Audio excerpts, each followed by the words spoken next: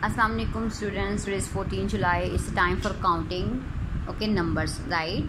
1, 2, 3, 4 and 5. After that we will learn a new letter, new number, around, then a beautiful round 6. Okay, put 6 dots here. 1, 2, 3, 4, 5, 6. Okay, now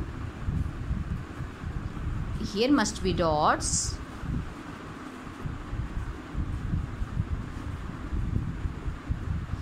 Like this. Ready the page, and students will write 6 with the pencils like this. Start from here, touch the line and make a small round 6. Okay, or student can draw here 6, 1, 2, 3, 4, 5, 6 dots. Okay, and complete the page and send the picture to me.